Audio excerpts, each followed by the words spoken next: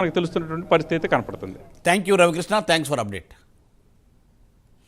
వికారాబాద్ కలెక్టర్పై దాడి కేసులో దర్యాప్తును వేగవంతం చేశారు పోలీసులు. లగచర్ల ఘటనలో కీలక నిందితుడు ప్రధాన సూత్రధారి అయిన సురేష్ కోసం పోలీసులు విస్తృతంగా గాలిస్తున్నారు.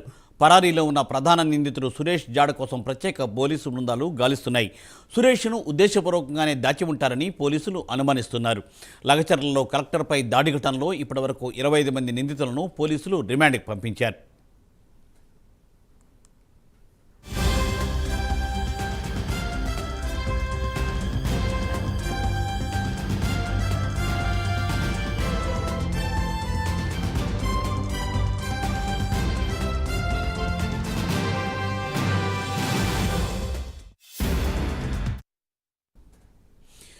లగచర్ల ఘటనలో కీలక నిందితుడు ప్రధాన సూత్రధారి అయిన సురేష్ కోసం పోలీసులు విస్తృతంగా గాలిస్తున్నారు.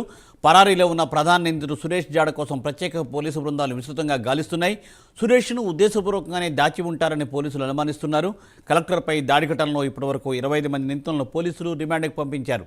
దీనిపై మరింత సమాచారాన్ని మా ప్రతినిధి కుమార్ అందిస్తారు. కుమార్. థ్యాంక్ యూ మూర్తి. వికారాబాద్ జిల్లాలోని లగచర్లలోని కలెక్టర్పై జరిగిన దాడి కేసులో ప్రస్తుతం బీఆర్ఎస్ ప్రధాన అనుచరుడు సురేష్ ఇంకా పరారీలోనే ఉన్నారు. ప్రస్తుతం పోలీసులు కూడా ఏదైతే సురేష్ని పట్టుకునేందుకు కూడా కొన్ని ప్రత్యేక బృందాలు ఏర్పాటు చేశారు.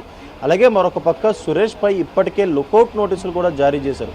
ముఖ్యంగా ఈ ఘటనలోని ప్రధాన నిందితుడిగా అయితే సురేష్ అయితే ఉన్నారు. అలాగే మరొక పక్క బీఆర్ఎస్ శ్రేణులు కావాలని ఉద్దేశపూర్వకంగానే సురేష్ని దాచిపెట్టుంటారంటూ కూడా ఇప్పటికే పోలీసులు కూడా ఒక అంచనా అయితే వేస్తున్నారు. ముఖ్యంగా ఈ కేసులోని మొదటి నుంచి కూడా ఏదైతే కలెక్టర్పై దాడి జరగడానికి ఉసుగొల్పింది సురేష్ అంటూ కూడా పోలీసులు ఒక ప్రాథమిక నిర్ధారణకు వచ్చిన నేపథ్యంలోని ఈ కేసులోని ఇప్పటికే పట్నం నరేందర్ రెడ్డిని కూడా అరెస్ట్ చేశారు. ముఖ్యంగా ప్రధాన అనుచరుడు సురేష్కి అలాగే పట్నం నరేందర్ రెడ్డికి సంబంధించి 84 కాల్స్ ఫోన్ డేటాను కూడా ఇప్పటికే పోలీసులు రిట్రీవ్ చేశారు. ఈ నేపథ్యంలోనే గత కొన్ని రోజుల క్రితం పట్నం నరేందర్ రెడ్డిని అరెస్ట్ చేశారు. ఆ తర్వాత ఈ కేసుకు సంబంధించిన సుమారు 25 మందిని కూడా పోలీసులు అదుపులోకి అయితే తీసుకున్నారు. ముఖ్యంగా ఈ ఘటన జరిగిన చుట్టుపక్కల ప్రాంతాల్లోని తాండాల్లో ఇప్పటికే పోలీసులు పికెటింగ్ అయితే నిర్వహిస్తున్నారు.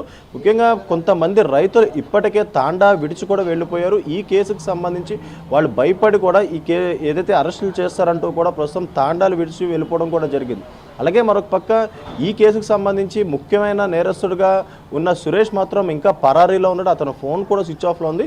ఇప్పుడు అతన్ని పట్టుకునేందుకు పోలీసులు కూడా కొన్ని ప్రత్యేక బృందాలు ఏర్పాటు చేశారు. అలాగే సురేష్ భాయ్ ఇప్పటికే లుకౌట్ నోటీసులు కూడా జారీ చేశారు.